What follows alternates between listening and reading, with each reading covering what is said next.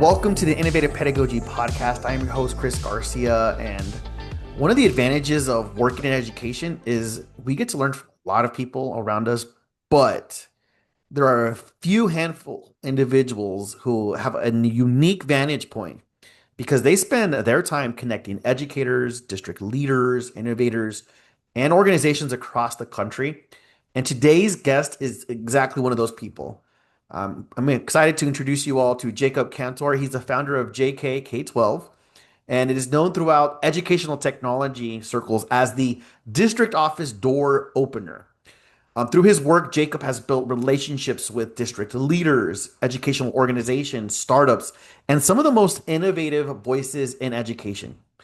And what interests me today about today's conversation is not just the work that Jacob does, but what he's observed along the way. And after thousands of conversations that he's had with superintendents, county office officials, instructional leaders, entrepreneurs, I want to talk to him about what are the patterns that he's noticed. What separates innovative leaders from everyone else? And what are the qualities that consistently creates trust and impact? And also, we're going to talk about some red flags that leaders should avoid. Jacob, thank you so much for being part of the podcast. Thank you for taking the time out of your busy schedule just to have a quick conversation. Yeah, thanks for having me. Excited to be in your space and long-time listener, first-time guest.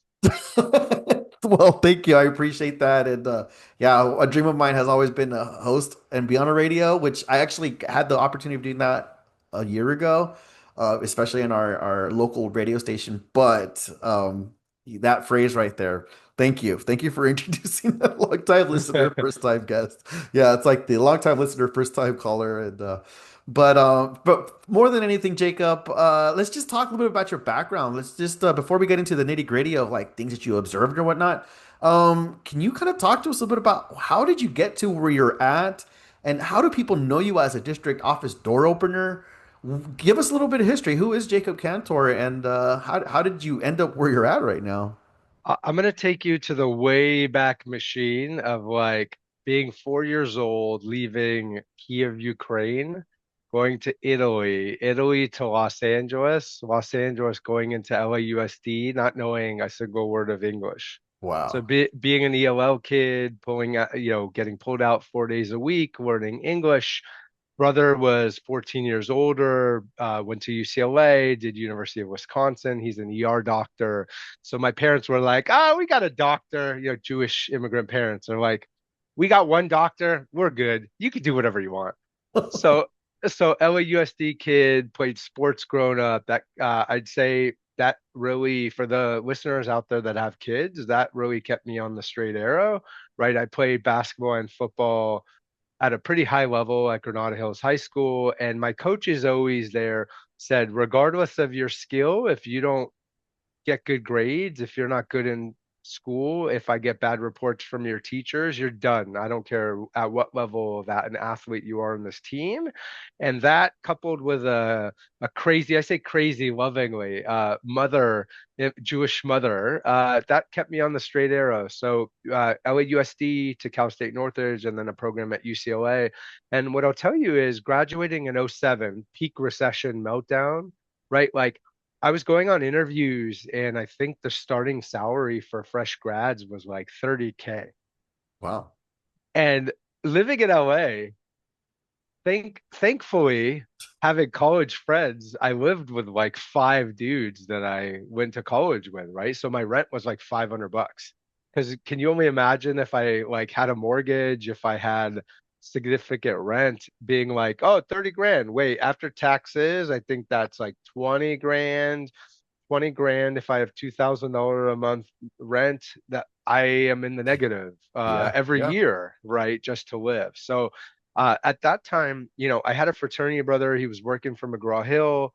McGraw Hill was piloting treasures in every other or every single LAUSD elementary school.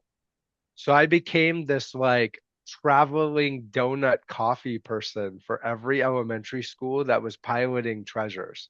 And I had a big list and I would map quest every single night, start with the furthest and work my way back home. And the sweet spot big at school systems and drop-offs, right? You can't Yeah. go at 8, you can't go at 8:15, but at 8:30 it's calm and you can park anywhere. So like 8:30 till 1:30 was like the sweet spot of like how many schools can I visit? And I'll tell you, I would get into 20 or 30 schools. And I say that with like, that doesn't mean 20 or 30 meetings. That was like, hey, I'm checking in on that teacher that is piloting. Do you need anything? Do you have questions? Do we need to connect you with the curriculum team? How's it going? What are you seeing? Are the kids liking it? Okay, see you in a couple weeks.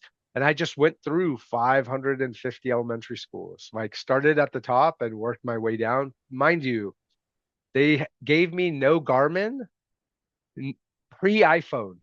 MapQuest was the only option to Man. go to all these schools. So, when I Did you have talk like a to binder with like all of like the directions to all these schools or?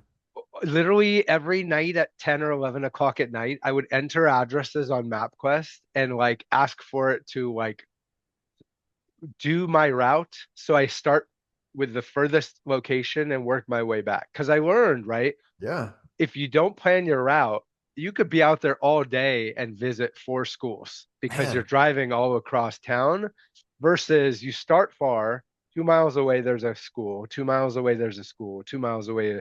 And then you kind of almost make a circle or whatever, depending on what city it's in. So it was some learning pains. But what I'll tell you is, I mean, you and I talked to a ton of like founders here and there, right?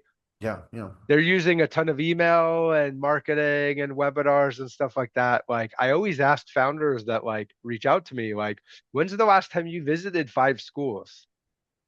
You personally put on a shirt and like put on nice shoes and combed your hair. Mind you, bald guy, no hair here. But like for the folks I'm jealous of, combed your hair and showed up. It is tough to show up to a school without an appointment, but you know what? Like that is how you cut your teeth. That is how you show up and you build relationships and you keep showing up. I mean, some of the like funnest stories I have with like private schools I used to work with, Hmm. I just kept showing up.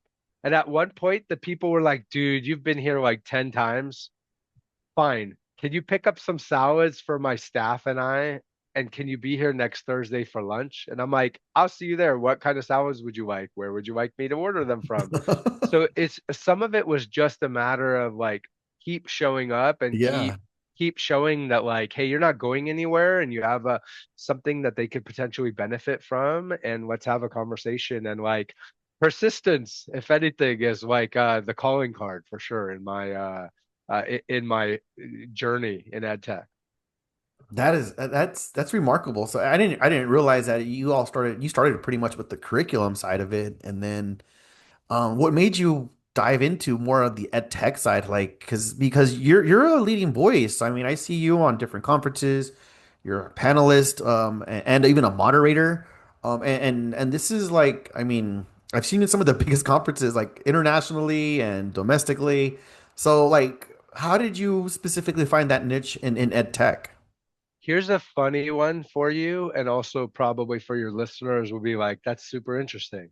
I've only been going to ASU GSV and doing the conference circuit for like 4 years because for a lot of my time, so I spent time at McGraw-Hill, then I went to C2 Education, then Revolution Prep, College Yeah. Wise, Varsity Tutors. At all of those full-time jobs, they didn't go to ASU. They did. I just didn't personally go, right? I was a salesperson. I had a quota. They didn't send me to conferences. So I never went to anything except like NACAC or WACAC, which was like the college counseling conference. So only when I actually went and took a role with an international company at Spark Education, and then I went off on my own. So probably 4 years of now going to ASU GSV, which as I'm reflecting, even with talking to you, that trips me out because Yeah. I didn't know anybody. I think I had like 2 friends, and fortunately, those 2 friends were like, just come to the stuff I'm at. Like text me, I'll tell you where I am, I'll drop you a pin and like and now that's like at conferences, one of the most fun things I get to do is people that are coming in from all over the world that want to meet, right? Sometimes they want to meet, sometimes they're good friends, we just don't hang out because I live in LA and they live somewhere else. I literally like freely give my phone number out and say, here's my phone number. The responsibility is on you to reach out to me. I am going to be running at 100 miles an hour. Hit me up. If I'm at a place or I'm doing something that is open to people, come be a part of all the things I'm doing. If I'm at a closed private session where it's invite only, I will let you know that too. So you don't get, so you Yeah. don't get upset and say, hey, Jacob's too cool for me, because that's never the case. But I try to like include as many folks as possible. And I think that's why at conferences, like you'll always kind of see me with a group of folks. You'll always see me trying to get people together. You'll always see me trying to get the companies I support to be thoughtful Yeah. on how they bring people together, right? And even yesterday I had like three of these same conversations. There's a conference going on in July that Starbridge is doing, and I'm chatting with some of the companies and I'm saying, hey, you should think about which of your districts are true champions to you, that from the rooftop scream how awesome you are. Let's get a couple of those people in a room with a couple of people that you are trying to work with, and you just be quiet. Like, let them have conversations. Naturally, they're going to discuss, do you work with these guys? How do you like it? Are they making an impact for kids? Tell me about them outside of social dinner, drinks, axe throwing, whatever it is, Yeah. right? So like these creative ways to get, and it's funny because the how you titled this too, right, is to get trust and buy-in Right. from people, right? Yeah. Like, which I think for me is just second nature. But what I'll tell you is, going back to the story of like me visiting schools 4 days a week, and one day it was like an admin day. Because I wasn't selling to the school directly, parents were the buyers. So I had to go really deep with these school leaders even though they weren't buyers, but the parents were. But if you think about it for a second, when a parent's not happy, who's going to hear about it? The Yeah. principal, the School admin. sue. Yeah. If you mess up with those parents, you're done at those schools, right? So I had Mhm. to like treat this delicate relationship with like such care to say, are we going to get it right 100% of the time? Of course not. That would be an unrealistic expectation. But when we don't get it right, you're going to hear from me before you hear from your parents, and I'm going to tell you what happened. And hopefully, we've built enough trust where I can tell you, like, you know what?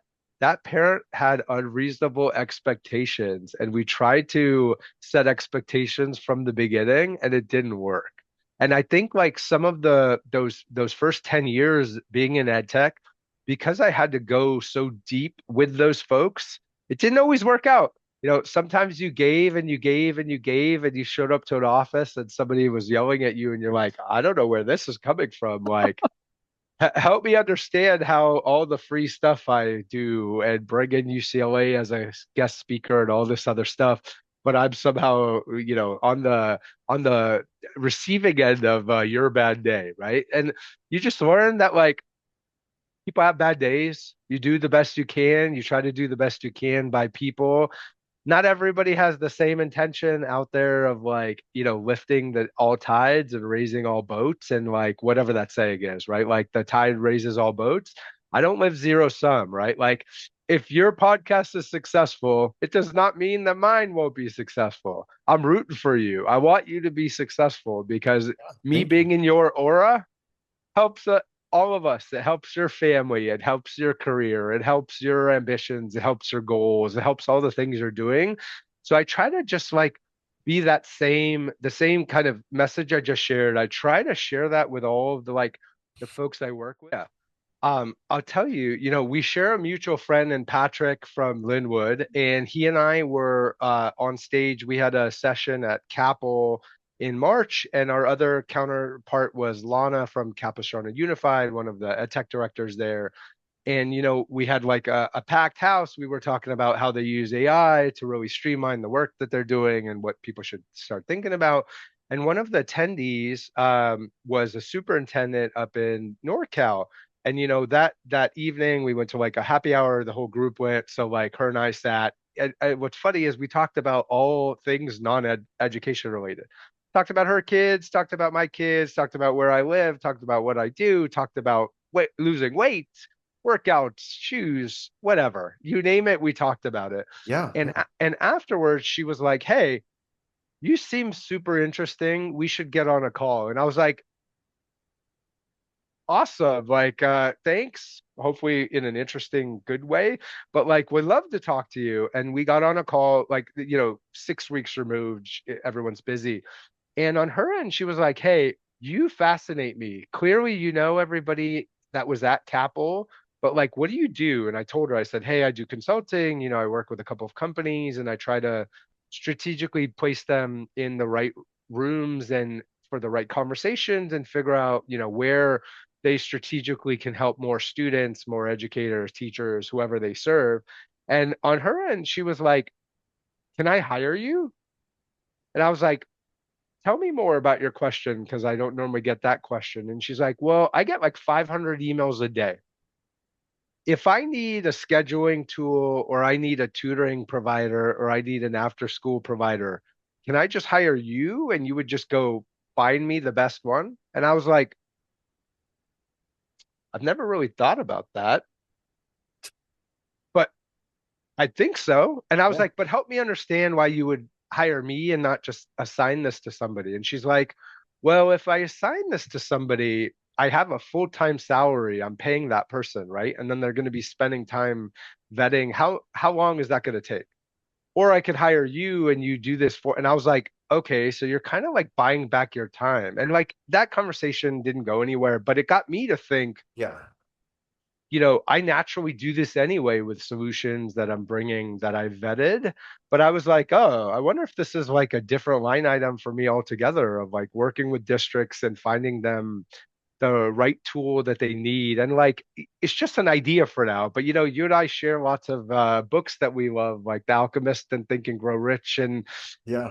I'm a Tony Robbins nerd. Like sometimes the idea's got to like manifest deep in the brain. I Mhm. don't know what that idea is right now, but like in 6 months or in a year, if I hear that come up again, maybe that turns into an idea going into growing into an avocado tree and it has legs now or some version of that, right? So there's a like I never know where the winds will blow. All I could do is keep attempting to be my authentic self and, you know, putting out everything in the universe where I'd like good things to happen to me, and I want good things to happen to others. And like, I believe in if you do good by others, hopefully they return the favor.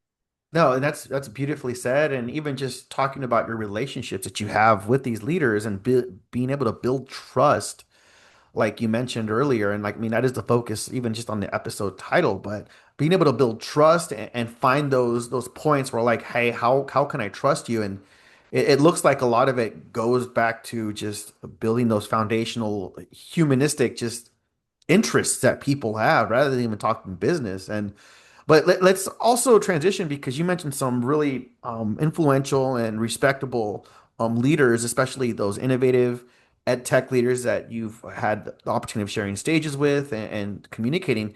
When you get a chance to talk to them and the ones that you've met from East Coast, Central United States, even West Coast, and all over the world, what characteristics consistently show up amongst a lot of these innovative type leaders? What is one thing you're like, you know what? They have it. They have it. They have it. And it's like, what theme do you consistently see amongst these types of leaders? Great question. Some of it, I think, comes down to an appetite or a thirst to learn. And like, not, look, some of these folks, like, Patrick at Linwood, right? He could literally tomorrow retire and be the AI guru of Los Angeles, where any ed tech solution provider that wants to build would hire him, right? Yeah.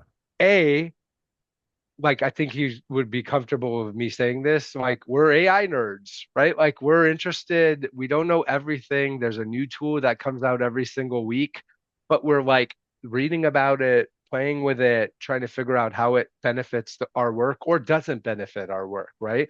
So I think a lot of the qualities stem with, is there an appetite to learn new things? Is there an appetite to try new things that sometimes feel like they will be work? They will be long evenings of planning or long sessions, right? Like, for your listeners, take this for nothing other than words, but some teams that I meet with have a reluctance to try new solutions because they're scared of the work that comes with implementing new programs. And when I get off calls with teams like that, it hurts my heart. I mean, like truly, because I'm like, hey, you told me you were trying to solve math literacy, absenteeism, XYZ thing. I'm kind of presenting you with something that helps solve that thing that you're trying to solve for. But because it's going to require real work, you decided that this isn't a right now problem. And that's fine. Sometimes there's circumstances, people retiring, people going on leave, people, too many projects, right? But it hurts my heart when sometimes somebody says, this seems awesome. We're not prepared to do this level of brainstorming, partnership, whatever it is. Because I think at the end of the day, and I was on the Ed Week like daily event today where they have like an all day panel of speakers talking about ed tech and what the trends are. It hurts my heart when teams say, we have a problem, we have a solution, and we don't want to do the work to solve it. And I caveat this with an asterisk that that is not every team that's like that, right? Most people want to do right by students. I'm a believer in everyone's trying to do the right thing. But there are folks out there that sometimes get the best tools, get to solve what they're working for, and they are, I don't know why this word comes to mind, but they're allergic to the work that would be required. And I Yeah. think like we have to get back to why we got into this profession, right? I want to go and impact a kid like myself that came to America that didn't know any English, that I still remember my first day of school, the teacher talking to me, and I did not understand. And I just spent 5 years with my mom and dad every single day. And now I'm in school with strangers and I don't know the language they're talking to me. Like that was a tough first day. Still remembered it clearly. I'm Yeah. 42, Yeah. right? Yeah. And I'm trying to make an impact on that kid because if I can make it in America, not knowing any English and getting all the resources from LAUSD and LAUSD investing in me, there's no reason that same story couldn't be for the other 85% of Black and Brown students in LAUSD, the countless hundreds and millions of students out there that could benefit from caring adults and really innovative programs that we see, right? Like we're in the trenches, we're seeing them. Some of these programs could really make an impact for kids, but it requires work. And I'm not diminishing also educators' time, right? Like they work long hours, they Yeah. do a ton of stuff. But as you saw, like over the last week, I posted long days don't always mean productive days. Mm-hmm. Mm-hmm. Lots of projects don't always mean you're moving the needle. If your LCAP goal is attendance and math and literacy and buildings, and you spend your time on things that are not for those four core goals, like we are spending time on things that like we are ultimately not like what is the end goal of what is the sky, what is that saying? The star in the sky goal? Like Yeah. Yeah. let's work on the things that are most important versus the things that sometimes just get on our calendar because it's also easy for me to say that outside looking in, like, at you as an administrator with a county, right? Like there's things you are on your calendar that like you also have no control of, right? You have Right. meetings that you have to go to, you have budget meetings, you have progress meetings. So I'm cognizant that some things are out of your control, but I do believe that most people have a ton of time they just allocate their time into things that aren't always attacking those four LCAP goals or attacking the things that would move the needle the most, which that I mean, that breaks my heart. Yeah, as you're saying that, you're reminding me of something that's uh, not very much seen in this day and age, and that is the ability to stay committed to someone, to stay committed as a supervisor to someone that's willing to take a risk. Mm, And the reason why I say that is because there's a lot of and we'll see it. I see the stats on the Ed Week magazines or the district administrator magazines and the newsletters and whatnot. What there's like, and they've had write-ups when it comes to the big turnover in school leadership. And I know the pandemic did a number on a lot of school leaders and societies. It's different, and it's changing a lot when it comes to the expectation and the role of an educator and a school leader. But one of the things I remember, and I'm going to bring up 2 points, and that is when I first I went to a school site. I transitioned from an affluent region there in Chula Vista when I was teaching my first few years into a region that was a lower socioeconomic status, a Title One school. And the one thing that the administrator there told me that really just struck me, she said, I have a 5 year plan. I'm like, oh. And during that 5 year plan, it involved different professional developments, different relationships with different resources that were out there. And you saw the growth. The data was showing the growth, mm. and it was consistent. And she ended up being there for a good, I think, almost a good 7 8 years Wow. before they were actually asking her, like, hey, do you mind moving to another school so you could show this type of improvement there? Mm, And that's the first thing that comes to me. But then the other thing that comes to my mind is organizations that are willing to invest and trust who those innovators are. And I'm looking at the sports analysis and just even just the thoughts of like Billy Bean with what he did with Moneyball in 2002. Being able to be like, all right, this is the budget that I have, and these are the numbers, and this is where analytics is taking me. And then I know right now, like the argument is, well, Moneyball hasn't won a world championship yet. And I mean, I know you're in LA, and I can see, you know what a world championship feels like the last 2 years, but you also have to like admit that there are teams that are out there that know how to use analytics, know how to use what they need, what their goals are, and are able to be innovative in bringing those goals still even into play. So all of that being said, these schools that you work with, these districts that you work with that are able to build the relationships, build that trust, what do you see in those leaders that allow them to actually have a team that they encourage risk, that they encourage, and one of my favorite phrases is they encourage progress rather than mm. perfection. So what do you see that like as far as organizations now and leaders when it comes to like, hey, you know what? We'll make a mistake, but we're willing to bring that risk, bring that trust, and to continue to move forward towards those goals. I would say that they overly communicate to all stakeholders. Here's the expectations for our C-suite cabinet. Here's the expectation for the board.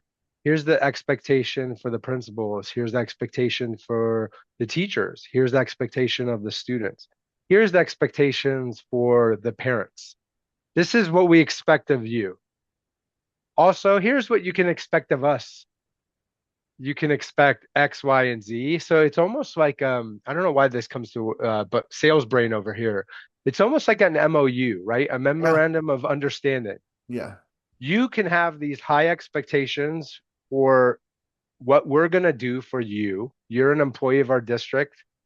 Here's all the things we're giving you: a salary, benefits, XYZ, a safe place to work. Here's what we're giving you. Here's what we also expect of you. Crystal clear. Do you want on this ride with us? Here's our expectations. Our expectations are high. If this is not you, you can find a different place. And that is a hard conversation to have. So I know those of you who are listening that are like, it's way easy in business to say that. I think if you have staff that are not on your vision Yeah. as a leader, it is like get on the train is leaving without you, right? So I think some of that is really like making sure there's clear expectations and almost overly communicating. And what's funny is it never clicked to me, but now like I'm reflecting, and this was not planned or anything on my end. You know, a couple of the organizations I joined early in my career, like day one, right? They sent us pre-work and all this stuff. Day one, they were like, can you tell us the big goal for the company? What's the biggest thing we're trying to solve? And as a day one employee, I'm like, I know you do tutoring. You're trying to get kids to learn. No. And they were like, we're going to ingrain this in your brain. So as you're talking about the company, you know everybody is on the same wavelength of what we are solving for. And I wonder, like, at the district levels across the country, like if you went to a teacher, an administrator, administrators probably obviously know, you would think teachers, principals, like what are our four goals that the district is working towards to get this year? Yeah. I don't Yeah. know how many teachers, staff truly know like what the LCAP is. Yeah. For sure the superintendent does, for sure the cabinet does, for sure the state CDE knows. Yeah. Yeah. But how many of the teachers that are doing the important work, right? Blessed teachers, they are do the important work and they're closest to it. How many of them know, hey, as a district, we're trying to improve math or literacy by 10 points? Would them knowing that have them come to work and be a better version of, I don't know. I don't know the answer to that. But is them knowing that a negative? I don't think it is. No, it's I think not. it's getting everybody on the clear plan of like, if you're at a company, right, and you're a sales rep, you have your goal, the territory has a goal, the company has a goal. If I know everybody's goals, I can say, you know what, I just hit my goals. We're halfway through the year. Hmm. I could take a vacation and I'm good. I just hit my goals. I'm fine. Or I could help the territory hit the goals. And if I hit the territory goals and help others around me, maybe we can hit the company goals. And like, if the company hits its goals, there's no layoffs. Maybe we go on, everybody gets an extra vacation day, whatever the metrics of success are and what the rewards are. But I'm wondering, and I don't know this answer, right? So I like would turn it back to you is I wonder how many people are rowing in the canoe and they don't know what they're rowing towards other Right. than I need my kids that are in first grade to be ready for second grade, which is fine. That's a great thing for a teacher to know. But I wonder along that, if everybody knew also that like the district has a goal to have 90% attendance or math scores go up or Right. safe buildings or safe staff or whatever the goal is. Yeah. I Yeah. wonder how do you present that to everyone? And look, I might also be not in the know and maybe that is a thing that's happening. I'm not No, sure. and as you're saying that, I mean, shout out to Cajon Valley and David Mirashiro because even during the time when I was an administrator there, I could feel and I could sense there was a huge buy-in with even just, and I'm right now, as you're saying this, I remember the phrase of the main three things was happy kids, healthy relationships on a path to gainful employment. Like that was like the very fact that I still know Ingrained in this. your brain. It is. And this is 4 years later since when I was serving as an administrator there. And I'm like, it's still there. Like I can still say it like off the tip of my tongue because, and everyone, that's one thing I love about that district, and working there was that everyone, there's a buy-in from assistant soups to cabinet level directors to the TOSAs that are there to the coordinators to the directors to school administrators, even to the teachers. Like they realize that, so like it's even when was sitting in IEP meetings, 504 meetings, that was a focus, It's like, and even when teachers would be, when I would observe and evaluate, like I could see those three emulations coming into play. Now, of course, they had their LCAP goals and whatnot, but it's that entire buy-in. And even again, with the whole, forgive me for the sports analogy, I just like sports a lot, but I even think of like the New England Patriots. It's like when players go there, like I'm thinking of my beloved Chargers who left San Diego to go to LA, but when Junior Seau and Rodney Harrison went to the LT, Gates, you name it. Yep, yep. yeah, like when they left the Chargers and they went to New England to go like, and I'm like, okay, or when they went to another team, like specifically, like I'm thinking of Seau and Harrison. When they went, they won the Super Bowl there, and there was like they walked in and they said the culture was different. You went in, you were expected to win a championship, and the whole mentality changed. So I look at that. I even look at like Eric Weddle. I know like even when with him going into like the Rams, like right into the playoffs, there was already a shift there. There was a culture, like and it just shows you that winning has that. It has that innovation culture where everybody has a buy-in and everybody has those goals and everyone's going towards that.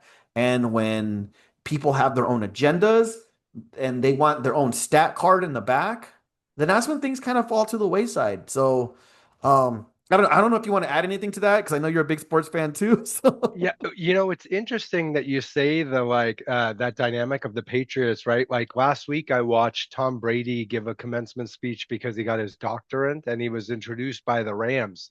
I don't know if it's Stan Kroenke, but the Rams owner, right? yeah, And yeah, and Tom made a joke. He was like, "Hey, for 14 years, he's like, it's so nice to have people talk nice about me because for 14 years I was at a team where I wasn't good enough and I didn't get proper praise and you showed up every day and you were critiqued." And I'm not saying I'm that yeah, I had a coach like that too. That was not my learning style. It didn't seem like Tom reflecting on it like that either. yeah, But Tom's got 7 rings or six, whatever. Like, yeah, did that yes, looking back at it, it was probably a less fun experience. Did they get to the pinnacle of sports success in a championship over and over again? They did. Could it have been more fun along the way? Totally. Would they have gotten the same success? I don't know. So it's something to be said around this like idea of like from the top. And it's funny you shouted out David. As busy as David is, he will get back to me in an hour yeah, uh, and say like, "Hey, this sounds interesting. We already have like 8 programs like this." That is normally the response I get from him. But shout out that he is even responsive.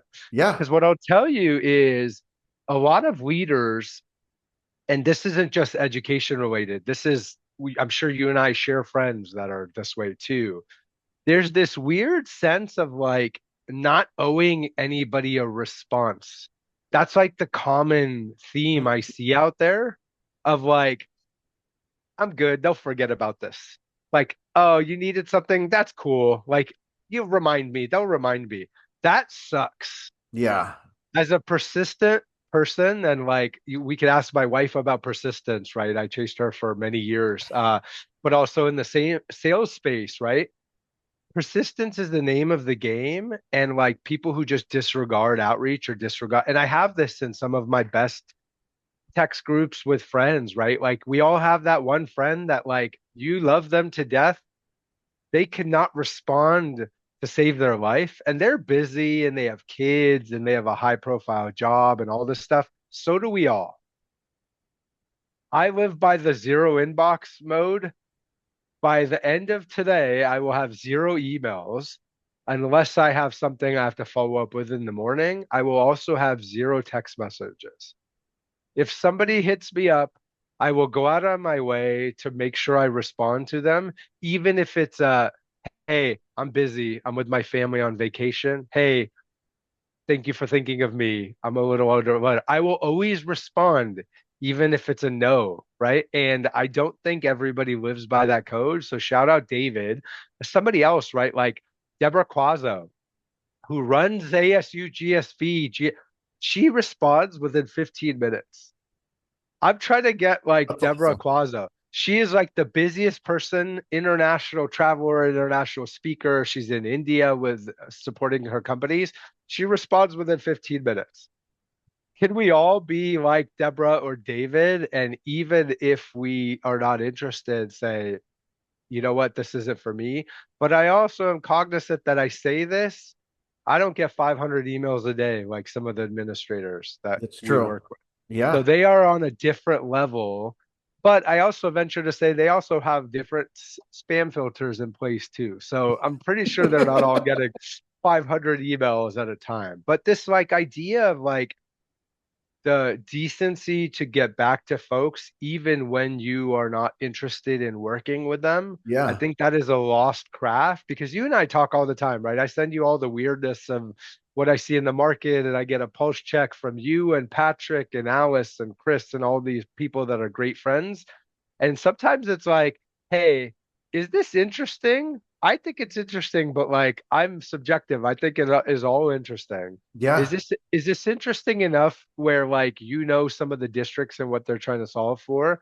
Does this solve anything that you are talking to people about day in and day? And sometimes your answer is like, no, it's cool, but like I don't see this being a thing. And that is an amazing response for me because I could then parcel out and say, okay, three people said no. Yeah. I'm excited about this. Is this going to be replicated by the 100 people I go try to talk to? And like, I'm trying to like systematize products and where they should go. And sometimes, like, shout to you for always being responsive is sometimes it's just a person to respond and say, this is super interesting. I've Yeah. actually never seen this. Or opposite, I get like 10 of these a day. Like, you should not work on this problem. There's lots of people working on this problem. And that is great feedback for me Yeah. too, because Yeah. the only thing we have that is not a replenishable asset is time. All we have is our time. Let's work on the right things and the right projects. You hit on you hit on like the last three questions I wanted to focus on, which is just building trust and even just kind of noticing like just attributes of things that leaders do out there that they probably shouldn't do, which is, I mean, not responding. That's a big one. Ghosting is like that's an issue that a lot of people are having right now. And it's not it's like it's just like, hey, like just have some decency and respect when it comes to that, you know? And that leads me to this next part and I kind of want to just finish off with this, but the idea um of emerging trends and what do you notice with what you're working for, like emerging trends and future leaders, like what is it that you see across, because you're in it, and I mean I'm focused on what's happening in San Diego, Southern California, with like our friends at LA county office, and even within the statewide. I don't know so much unless I follow like Rob, like what he's doing with Wichita, which is awesome, and what's happening in New York with you and the EdTech Week or ASU GSV, or even what's happening internationally with like Bet, like all that stuff. But you have a nice focus on looking at all that. So, what are some of the emerging trends and things that you're seeing that are happening within tech and within the sphere of education? So I think a lot of it right now comes down to are the solution providers that are out there that are trying to talk to districts, not only are they trying to solve the problems that they're claiming to solve for, do they have data? Do they have efficacy? Do they already work with districts? All the stuff that is like table stakes, where if you don't have it, you probably don't even get a meeting with me to talk about your product, right? And that's not to say I'm cool in any way. That's just necessary for any conversation we have because you're going to ask, who else do you work with? What are you solving for? Do you have research? You're saying it improves math scores by 20 points. Like, how do you know that? Did that only happen with the one school you worked at? Like, can this be replicated? All these things like table stakes, right? But the other thing is, in California, right, like the governor revised the budget. So we're getting some more money into special ed, into one-time funds. So while I say it's a good thing for California, which it is, I'm also cognizant that not every state had a revised budget and more money going in. Yeah. And if you remember this time last year, which I remember vividly because everybody freaked out, do you remember the $6.8 billion that got withheld from districts right before July 1? Yes. Oh yeah.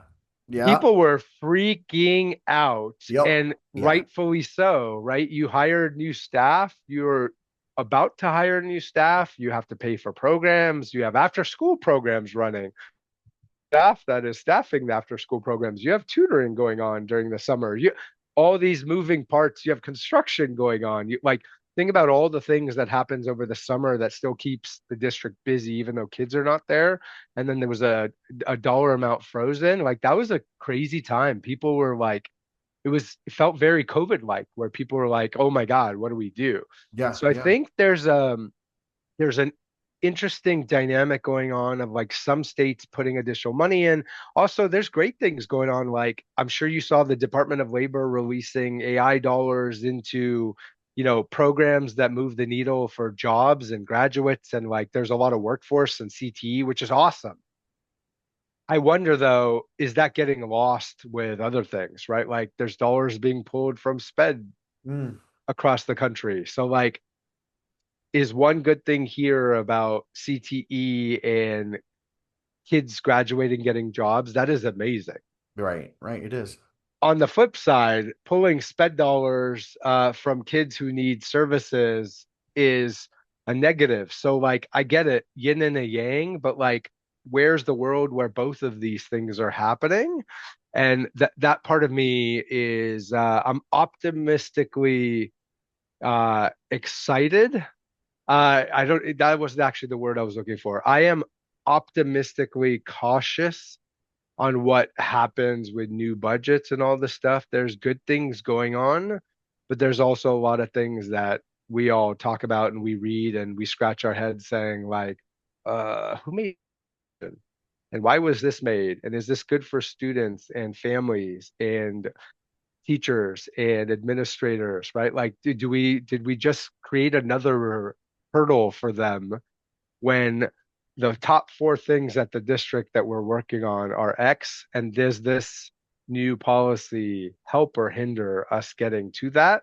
And that's like, so some of that I'm seeing day in and day out, but I'm also encouraged by a lot of the folks I talked to too, right? This morning I was on with a district in Wisconsin, fifth largest district in Wisconsin, and we were talking about math scores and we were talking about pilots and the Gates Foundation giving money to study longitudinal math like interventions with Stanford and Cornell, and like there's dollars for it. Kids can get impact right away. The districts get help. Stanford studies with it with Cornell.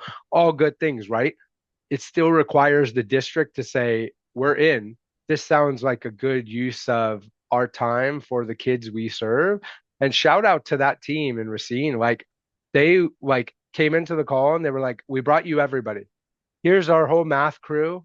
Here's also like everybody else. Like, let's talk about this. If this is going to move the needle, we owe it to our kids to make an impact on their lives. And math is important. And like, got some shivers right there. Like, those are the teams that I would like to be on with over and over again that say, this is going to require work. Yeah. We're going to have to talk to the principals. We're going to have to pick the kids. We're going to have to talk to their parents. We're going to have to get their buy in, but this work is potentially worth it because we get to impact the lives. And that's how that assistant soup, Jody, started it. She said, if this is successful, we change the lives of kids. They can be better students, they can be better adults, they can have better jobs, they can be better humans, they can support their future families. And like, who starts calls like that? Very few folks. So like shout out to that team. So I'm like encouraged every day as well, right? Like there's always negatives and there will be, but like I'm encouraged with some of the things I'm seeing as well. No, I love it. And I think that's important. And you brought up a big point right now as far as like it's almost that holistic view of it takes a village and it literally does to like even just move the needle of innovation and moving those goals and whatnot. I'm gonna do something I haven't done before, and that is I'm gonna just do a rapid fire and just ask three questions. And the first one is going to be what's one characteristic every great leader possesses?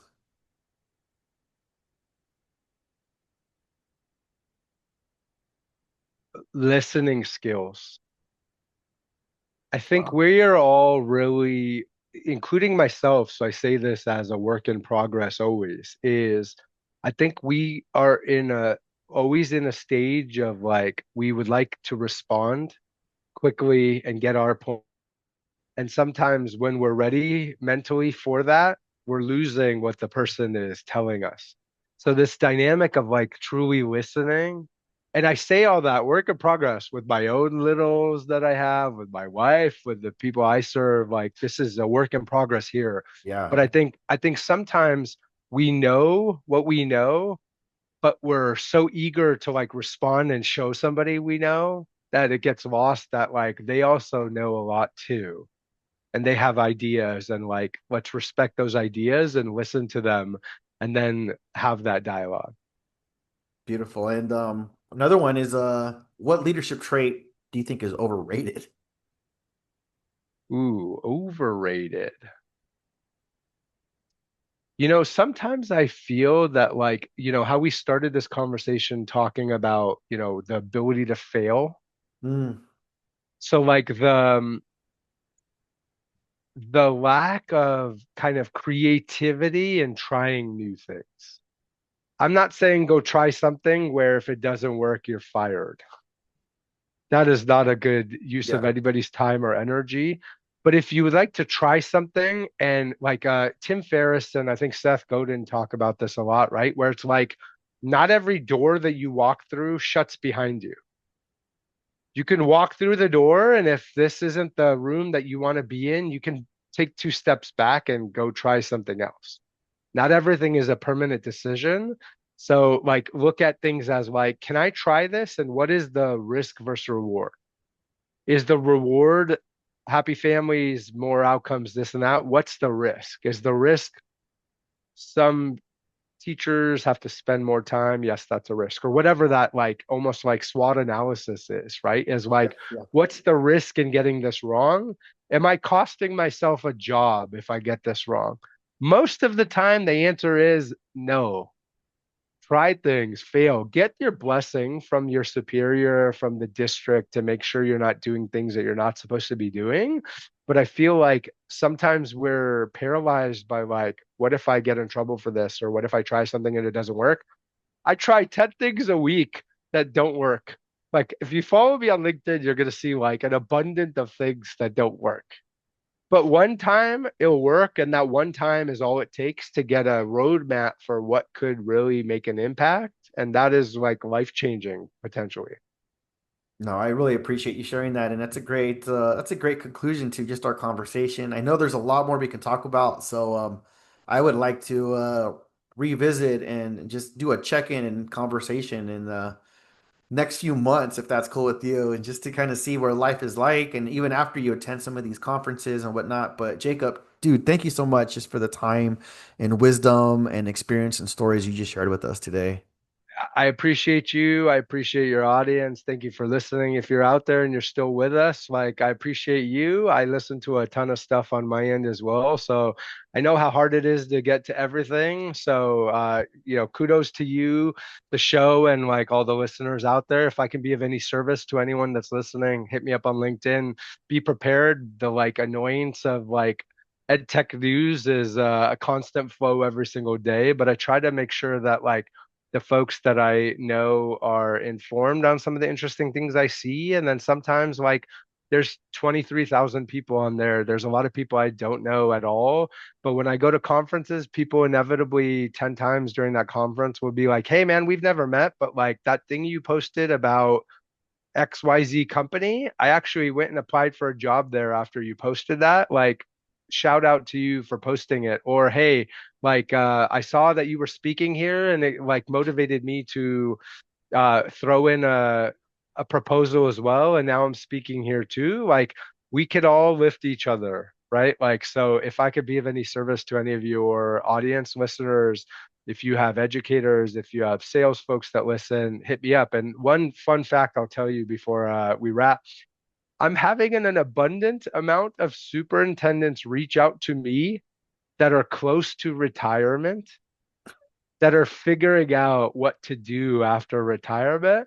So if Nice. that's you listening, I'd welcome that conversation too. I'm happy to share my story. I'm happy to tell you things that I wish I knew 3 years ago, because I'll tell you, the first 6 months of my business and the last 3.5 years are very, very different. And if you could avoid 6 months of the craziness of what I did my first 6 months, like nothing would bring me more joy than the sharing it. So hit me up. Hey, that's the definition of wisdom. I remember hearing one time someone say that, hey, wisdom is someone sharing their experience with you so that way you don't have to deal with the failures and the pains that they did. So thank you for that offering. I will also put your LinkedIn and your contact information and your website on the show notes as well. So anyone listening will have access to that. And thank you. So thank you again. And I just want to just let everyone know that one of the biggest takeaways in this conversation is that really the innovation and taking risks is rarely about technology alone, but it's about the leaders who listen, leaders who have a lasting impact. And those ones are often the ones that build trust, stay curious, and remain focused to the people that they serve.